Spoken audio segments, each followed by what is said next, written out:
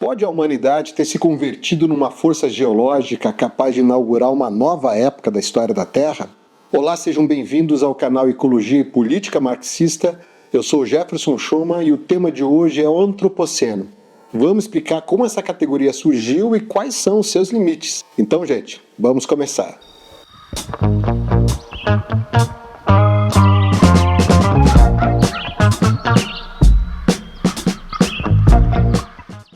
O antropoceno é uma palavra que está na moda, está na internet, nas universidades, é título de livro e está sendo muito utilizado por cientistas. Mas qual que é a origem do conceito antropoceno? E qual é a sua importância no debate científico atual?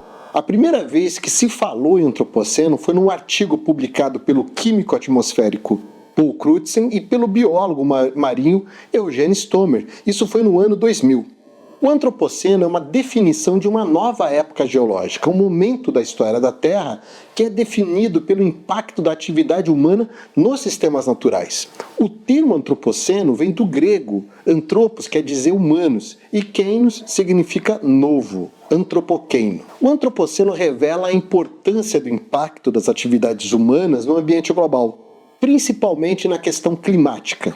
Há muito tempo, os geólogos e cientistas vêm debatendo o antropoceno, que seria uma nova época geológica sucessora do Holoceno.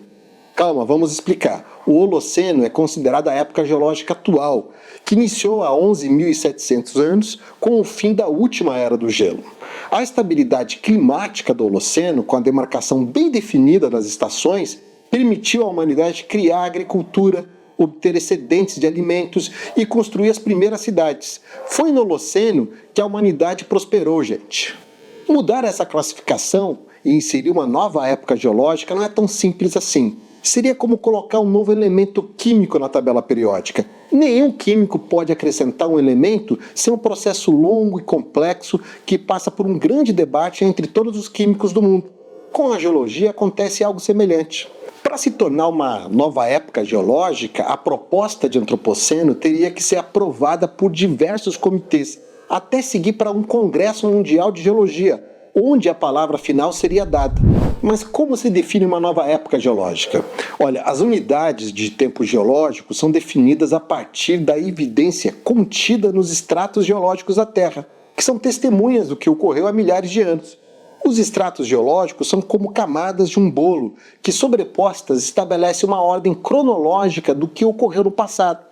Isso permite identificar, por exemplo, a antiga existência de florestas no que é hoje o continente da Antártida, a existência de oceanos no que é hoje a Cordilheira dos Andes, e provar a ligação entre a América do Sul com a África, que existiu há mais de 200 milhões de anos. E por aí vai. Seguindo essa classificação, hoje estamos no período quaternário, iniciado há 2,5 milhões de anos, na época geológica do Holoceno, que começou com o fim da última era do gelo, há quase 12 mil anos. Mas quais seriam as marcas do antropoceno na estratigrafia? Em 2023, a Comissão Internacional de Estratigrafia escolheu o Lago Canforth, no Canadá, como um local que melhor representa o início do que pode ser essa nova era geológica. Os sedimentos encontrados no fundo desse lago forneceriam vários registros das mudanças ambientais, e o principal deles são os indícios de plutônio, que estão muito acima dos níveis naturais. Isso porque foram produzidos pela detonação de armas nucleares. Em março de 2023, um comitê de geólogos rejeitou a proposta de antropoceno. Mas não é uma recusa total da proposta. Para vários membros desse comitê que rejeitou a proposta, esses indícios que eu acabei de explicar são muito limitados, são recentes e inadequados para que um marco de remodelação do planeta pelos humanos seja traçado, seja definido. Para alguns desses cientistas, isso restringe toda a importância do antropoceno, ou seja, não se trata de uma completa rejeição.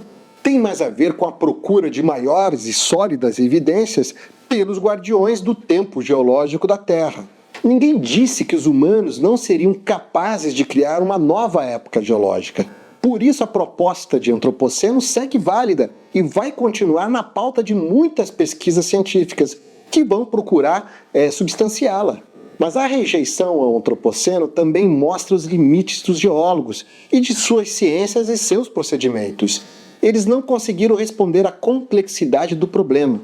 Para um climatologista, por exemplo, não há muita dúvida sobre o antropoceno, afinal sobram evidências levantadas por inúmeras pesquisas sobre a perturbação dos sistemas terrestres, tal como a aceleração acentuada das taxas de erosão e de sedimentação, a perturbação química nos ciclos de carbono, de nitrogênio, fósforo, entre outros elementos, os níveis sem precedentes de extinção de espécies e, é claro, o início das mudanças significativas no clima global e também do nível do mar.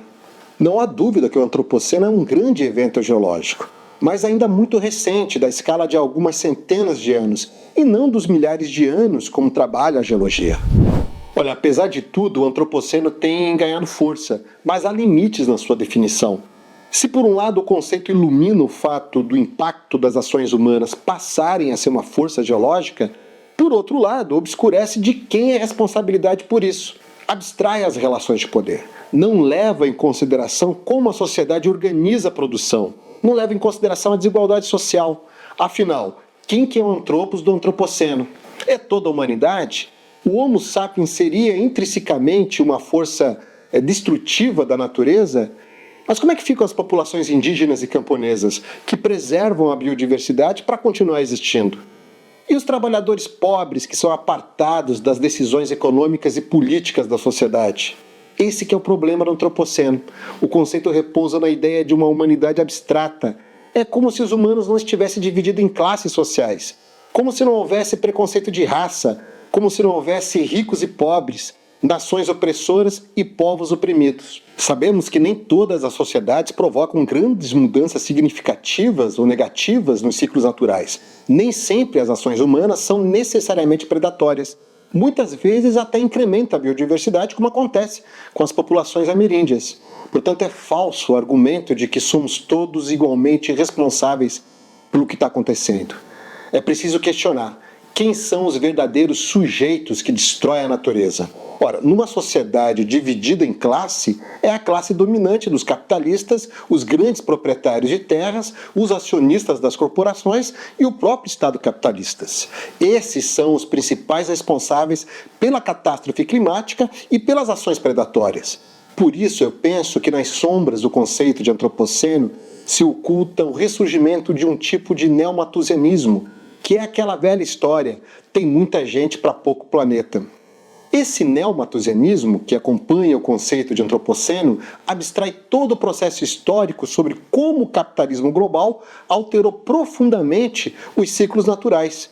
Nesse sentido, o conceito de antropoceno é reducionista, parte da velha dicotomia do pensamento burguês entre a sociedade e a natureza, como se os humanos e a natureza extra-humana fossem opostos e independentes entre si, e responsabiliza toda a humanidade pela destruição ambiental, sem fazer distinção de raça, classe ou de gênero. O antropoceno encobre as forças do capital, as relações sociais e de domínio de classe que produziram os desequilíbrios ecológicos, o aquecimento global e o enorme consumo de recursos. Por isso, o antropoceno, num certo sentido, é a despolitização da catástrofe ambiental que oculta a imanente relação destrutiva do capitalismo com a natureza. Para as ciências naturais, o antropoceno é um novo estado do sistema Terra, mas do ponto de vista da história, o grande causador dessa transformação é a acumulação capitalista e sua permanente autoexpansão. Por isso, outros autores propõem um outro conceito alternativo, o de capitaloceno, defendendo que a relação humana com a natureza é atravessada por relações políticas, econômicas e pela desigualdade social produzida pelo capitalismo. Mas o capitaloceno é mais do que um conceito útil que permite denunciar a lógica destrutiva do capital. Ele também coloca a história na centralidade para a gente entender a relação entre sociedade e natureza. Mas quando começou o capitaloceno? A criação do mercado mundial permitiu aos impérios europeus que se apropriassem de uma quantidade sem precedente de energia e de trabalho, transformando para sempre as relações entre humanos e a natureza extra-humana. E integraram assim várias partes do mundo no circuito de produção e de consumo. Mas o capitalismo alterou substancialmente os ciclos biogeoquímicos do planeta, aumentando a temperatura da Terra, quando adotou as fontes de energia fóssil, em um dado momento aí da Revolução Industrial. De qualquer maneira, a Revolução Industrial não teria ocorrido sem a formação de um mercado mundial. A expansão colonial europeia do período mercantilista permitiu a conquista de novos recursos, o domínio e a aniquilação de outras civilizações e a escravidão negra e indígena.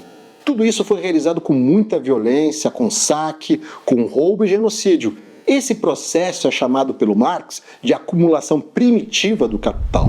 Olha, eu não pretendo desmerecer o antropoceno, que é um conceito que pode ser usado aí pelas ciências naturais para definir um novo momento da história da Terra marcado pelos efeitos das ações humanas. Até acho que se o antropoceno fosse proclamado como uma nova época geológica, isso chamaria a atenção do mundo todo para a imensa destruição dos sistemas naturais provocada pelo capitalismo. Seria importante, inclusive, para a conscientização e a respeito da gravidade e da situação climática do planeta. E também reforçaria os apelos para a necessária transição energética. Mas quando você coloca o ser humano como um agente dessa transformação, não é possível apenas se limitar às ciências naturais. É preciso também mobilizar a história para entender essa nova realidade. Gente, é totalmente equivocado responsabilizar toda a humanidade pela catástrofe climática. Na verdade, é só uma pequena parte da humanidade que é responsável pela destruição.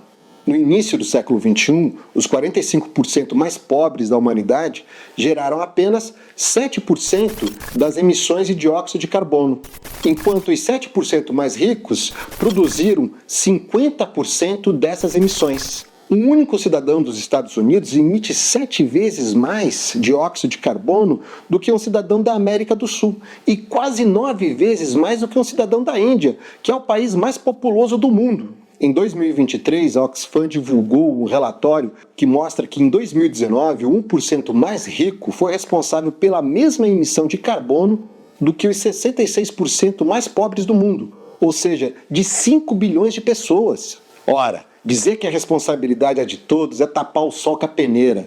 É culpar principalmente os mais pobres e vulneráveis, que na verdade são as maiores vítimas das mudanças climáticas.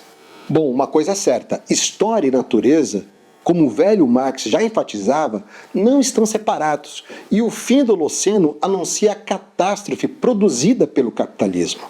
Mesmo a superação deste modo de produção, e a gente pode até imaginar uma superação positiva com a construção de uma sociedade comunista, mesmo assim, a humanidade ainda teria que enfrentar os impactos gerados pelo capitalismo, cujos efeitos vão continuar alterando a trajetória do sistema terrestre. O fim do Holoceno será um dos maiores desafios da humanidade, mas para não ter fim do mundo, precisamos dar fim ao capitalismo e revolucionar o metabolismo entre a sociedade e a natureza na criação de uma sociedade socialista. Bom, o que você achou do episódio? Você prefere o antropoceno ou o capitaloceno? Deixa aqui nos comentários. Se você gostou desse vídeo, não deixe de curtir nem de compartilhar. Então, gente, até a próxima. Thank you.